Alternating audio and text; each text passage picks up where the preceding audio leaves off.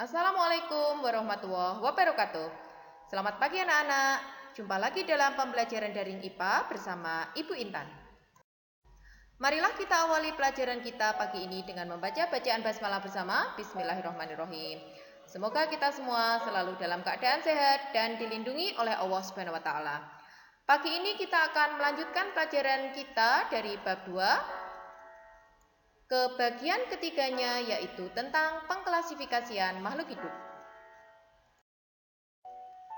Mari kita ingat kembali. Dari pertemuan sebelumnya, kita sudah belajar bahwa untuk mempermudah mempelajari makhluk hidup perlu dilakukan klasifikasi. Bagaimanakah cara melakukan klasifikasi makhluk hidup?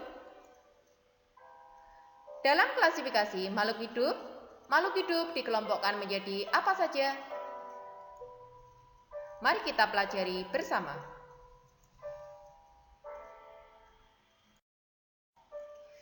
Jadi tujuan pembelajaran kita pagi ini, kita akan belajar tentang klasifikasi makhluk hidup yang meliputi klasifikasi dikotomi, kunci determinasi, 5 kingdom makhluk hidup, dan penggunaan mikroskop.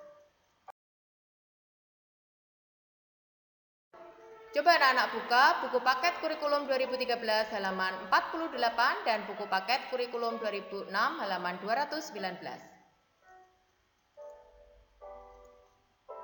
Untuk mempermudah tahapan klasifikasi, kita dapat mempergunakan kunci determinasi. Kunci determinasi yaitu suatu kunci yang menguraikan ciri-ciri umum sampai dengan ciri-ciri khusus makhluk hidup.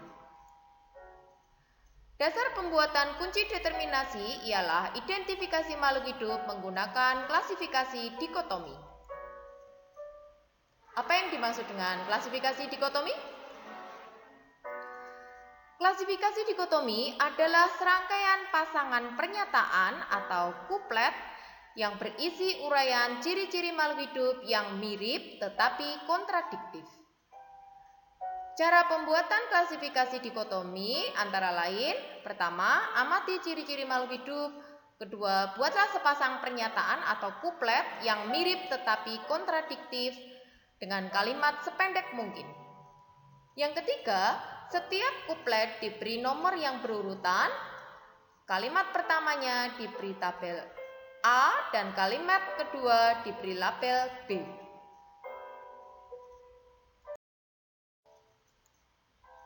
Contoh klasifikasi dikotomi, jika kita mempunyai 4 hewan, udang, ikan, kambing, dan kucing, maka apabila dibuat klasifikasi dikotomi, hasilnya adalah 1A, hewan tak bertulang belakang, yaitu udang. 1B, hewan bertulang belakang. Ada 3, karena ada 3 maka lanjut ke nomor 2. 2A hidup di air, yaitu ikan. 2B hidup di darat, masih ada 2 hewan. Maka lanjut ke nomor 3. 3A herbivora, yaitu kambing. Dan 3B karnivora, yaitu kucing. Dari klasifikasi dikotomi tersebut dapat dibuat diagram kunci dikotomi sebagai berikut.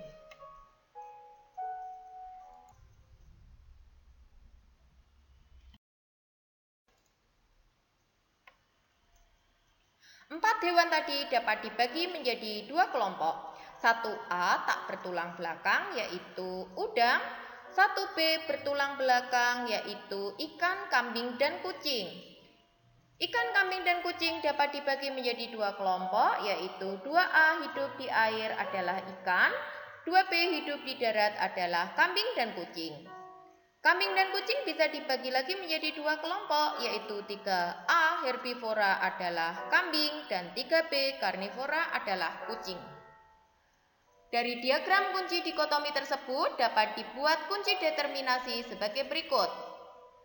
Udang kunci determinasinya adalah 1A. Ikan kunci determinasinya adalah 1B, 2A. Dapatkah kamu membuat kunci determinasi untuk kambing dan kucing? Kita lanjutkan ke pelajaran selanjutnya. Coba anak-anak buka buku paket kurikulum 13 halaman 55 dan buku paket kurikulum 2006 halaman 206. Kita akan belajar tentang 5 kingdom makhluk hidup. Kita ingat kembali saat SD yang sudah kita ketahui hanya ada 3 kelompok makhluk hidup, yaitu manusia, hewan, dan tumbuhan. Ternyata pengelompokan tersebut kurang akurat karena terdapat beberapa makhluk hidup yang tidak bisa masuk kelompok manusia, hewan, dan tumbuhan seperti jamur, plankton, rumput laut, bakteri, dan lain sebagainya. Maka pada tahun 1969, R.H. Whittaker, seorang ilmuwan, mengklasifikasikan makhluk hidup bukan menjadi 3 tetapi menjadi 5 kingdom, yaitu kingdom Monera, 2 kingdom Protista, 3 kingdom Fungi, 4 kingdom Plantae, dan yang kelima kingdom Animalia.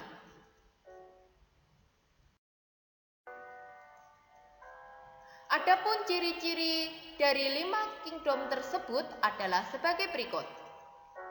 Monera ciri-cirinya uniseluler, kemudian prokariotik, lalu cara berkembang biaknya membelah diri dan memperoleh makanan dari fotosintesis atau parasit.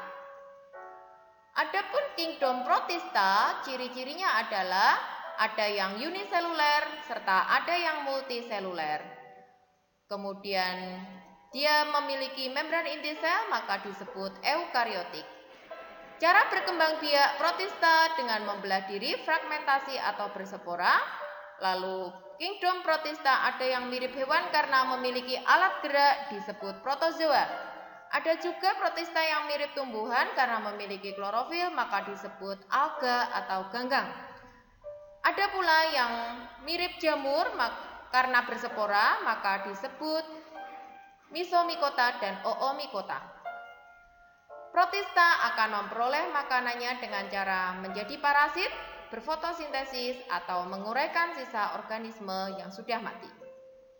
Kingdom ketiga atau Plantae disebut juga tumbuhan. Ciri-cirinya adalah bersel banyak atau multiseluler, kemudian memiliki membran inti sel atau eukariotik, berkembang biaknya dengan cara berbiji, berspora, bertunas, dan lain sebagainya.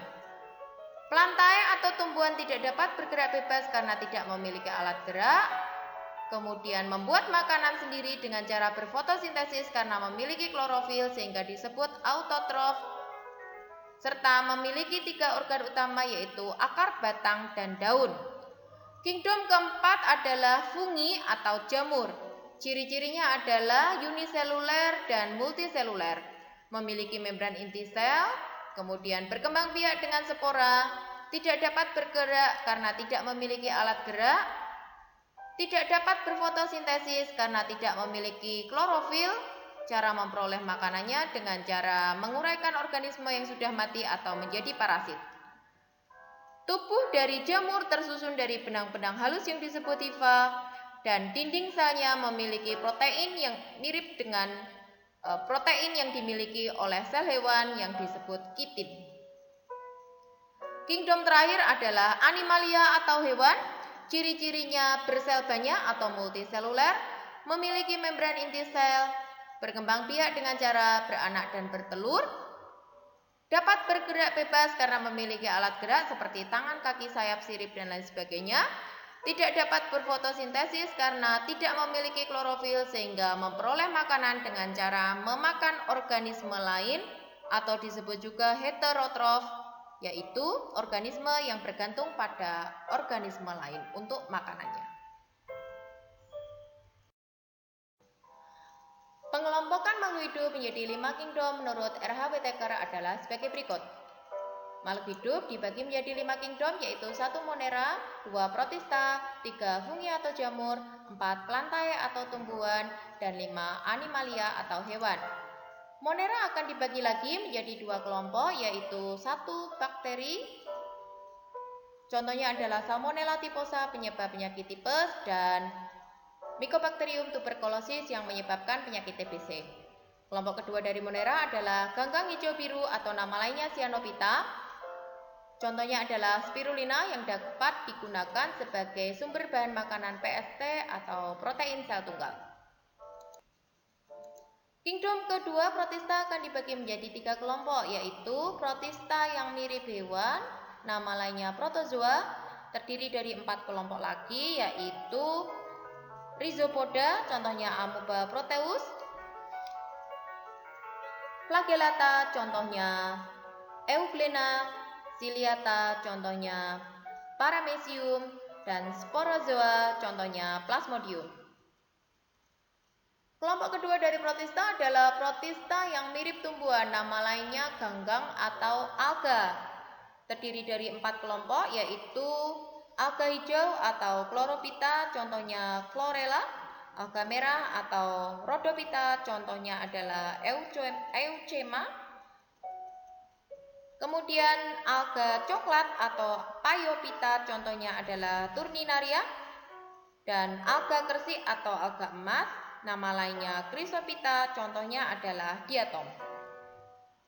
Kelompok ketiga dari protista adalah protista yang mirip jamur. Contohnya ada 2, yaitu Mysomicota dan Oomycota yang dapat menyebabkan penyakit rebah semai pada benih tumbuhan.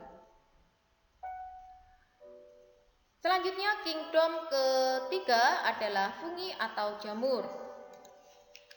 Di buku paket, fungi atau jamur dibagi menjadi 6 kelompok, tapi kita tuliskan hanya beberapa saja. Pertama, Zygomycotina, kemudian Picomycotina, contohnya adalah jamur tempe, yaitu Rhizopus oryzae. Kemudian Ascomycotina, contohnya adalah Penicillium notatum yang dapat digunakan sebagai bahan antibiotik. Lalu Basidiomycotina, contohnya adalah jamur merang atau Volvaceae. Ulangi, Volvariella volvaceae, dan jamur kuping atau Auricula volvaceae. Kedua jamur ini dapat dimakan. Selanjutnya ada lagi Deuteromycotina. Contohnya adalah Tinea versicolor yang dapat menyebabkan penyakit panu. Kingdom keempat adalah plantae atau tumbuhan, dibagi menjadi 3 kelompok, yaitu pertama Bryophyta, nama lainnya adalah lumut. Contohnya adalah lumut hati dan lumut daun atau musci. Kemudian kelompok kedua dari plantae adalah Pteridophyta atau tumbuhan paku. Contoh tumbuhan paku adalah paku ekor kuda, kemudian semanggi, suplir, dan lain sebagainya. Kelompok ketiga dari plantae adalah Spermatophyta atau tumbuhan berbiji. Tumbuhan berbiji dibagi menjadi 2, yaitu Gymnospermae atau biji terbuka dan Angiospermae atau biji tertutup. Gymnospermae akan dibagi lagi menjadi 4 kelompok, yaitu Cisadinae, contohnya adalah cicak rumpi atau pakis haji. Genetinae, contohnya adalah Genetum genemon atau melinjo. Coniferae, contohnya adalah Pinus mercusi atau pinus.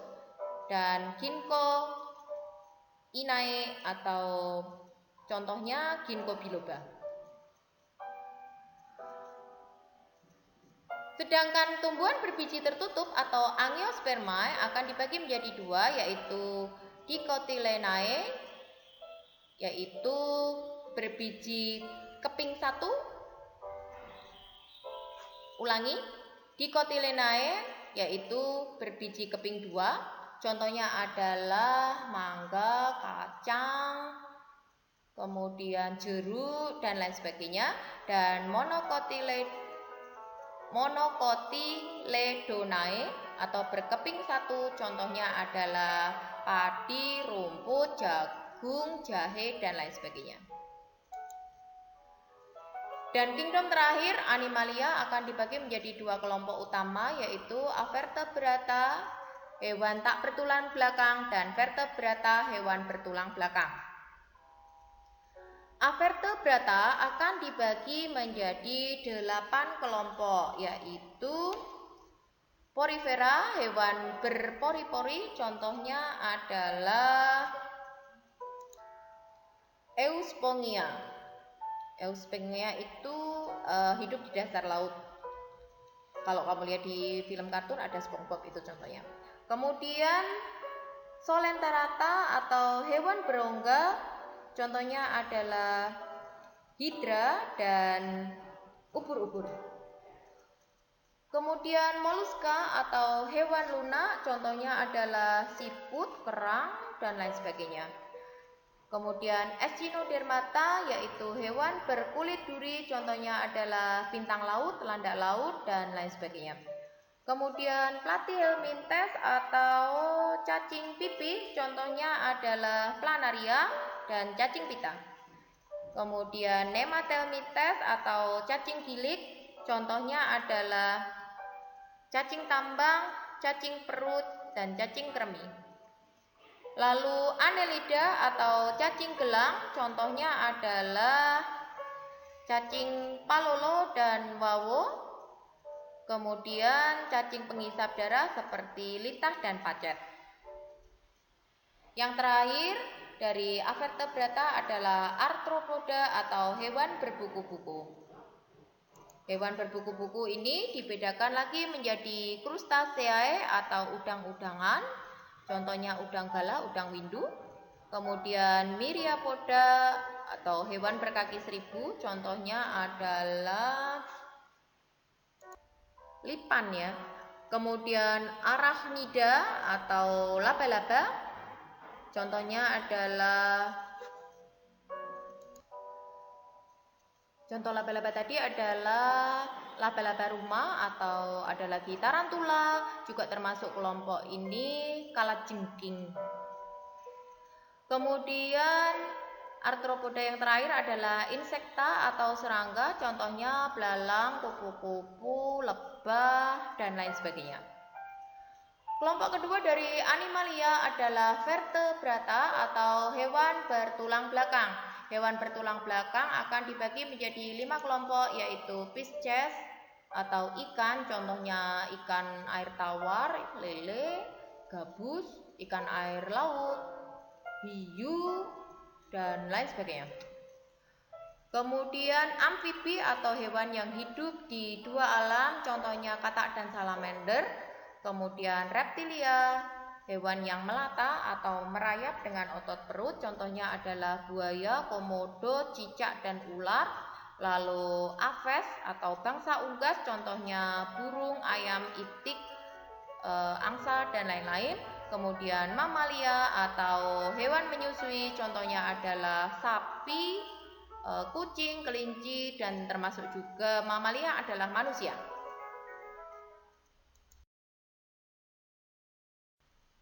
Buka buku paket halaman 56 dan 171 untuk yang kurikulum 2006. Kita lanjutkan ke bagian terakhir dari pelajaran ini, yaitu mikroskop. Beberapa makhluk hidup berukuran sangat kecil sehingga tidak dapat dilihat dengan mata secara langsung dan sulit dipelajari. Oleh karena itu diperlukan alat bantu berupa mikroskop. Mikroskop pertama kali ditemukan oleh Anthony van Leeuwenhoek. Gambar mikroskop dapat diperhatikan. Mikroskop terbagi menjadi dua bagian utama, yaitu bagian optik, bagian yang berkaitan dengan cahaya dan pembentukan bayangan, terdiri dari lensa okuler ditunjukkan oleh gambar A, lensa objektif ditunjukkan oleh gambar B, kemudian diafragma ditunjukkan oleh gambar G, kemudian cermin ditunjukkan oleh gambar I. Lalu ada juga bagian mekanik. Bagian mekanik adalah bagian mikroskop yang dapat digerakkan. Terdiri dari tabung mikroskop ditunjukkan oleh gambar C, revolver ditunjukkan oleh gambar D, meja sediaan ditunjukkan oleh gambar F, penjepit objek ditunjukkan oleh gambar gambar H. Kemudian Lengan mikroskop ditunjukkan oleh gambar E, pemutar halus. Lengan mikroskop ditunjukkan oleh gambar K. Kemudian pemutar halus dan pemutar kasar ditunjukkan oleh gambar E. Kondensor ditunjukkan oleh gambar tidak tampak, tapi dia ada di bawah meja sediaan ya. Kemudian sendi inklinasi juga tidak tampak hurufnya, tetapi dia ada di bawah lengan mikroskop. Dan yang terakhir adalah kaki mikroskop ditunjukkan oleh gambar J. Adapun cara penggunaan mikroskop adalah seperti ditunjukkan pada gambar berikut.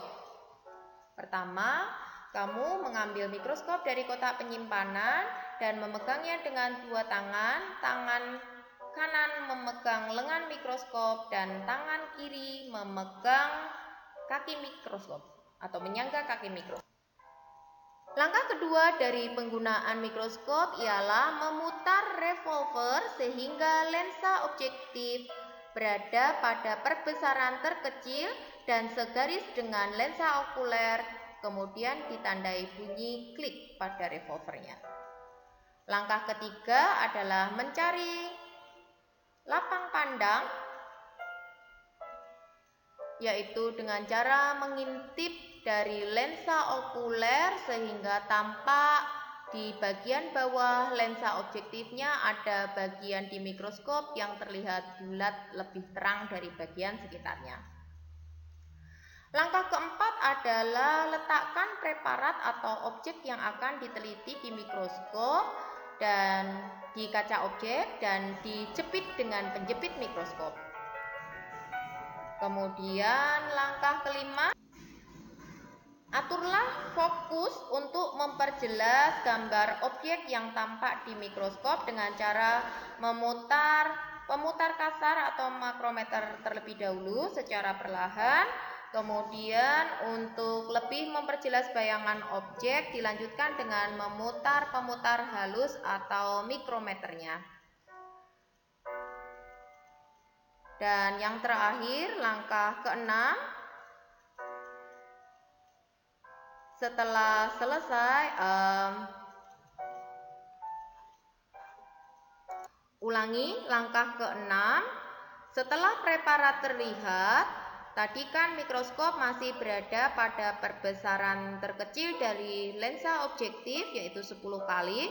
Agar memperoleh gambar yang lebih jelas, langkah keenam kamu dapat memutar revolver sehingga lensa objektifnya dapat dipindah ke perbesaran yang lebih besar yaitu 40 kali atau 100 kali. Kemudian setelah selesai, kamu dapat merapikan dan membersihkan lagi mikroskopnya, kemudian menyimpannya kembali di kotak penyimpanan dengan langkah semula seperti langkah pertama.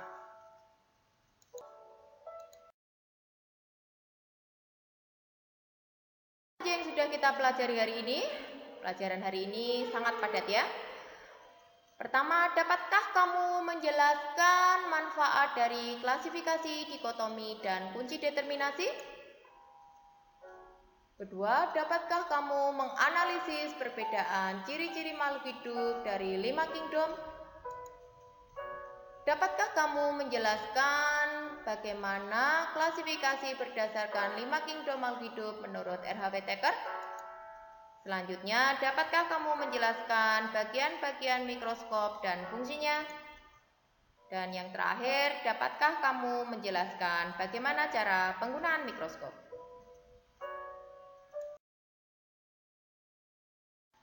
Demikianlah pelajaran kita pada pagi ini. Semoga anak-anak ingat dan pelajaran kita bermanfaat. Marilah kita akhiri pelajaran kita dengan membaca hamdalah bersama. Alhamdulillahirrabbilalamin. Jangan lupa mengerjakan tugas yang akan di-share di grup WA. Dan sampai jumpa di pertemuan selanjutnya. Wassalamualaikum warahmatullahi wabarakatuh.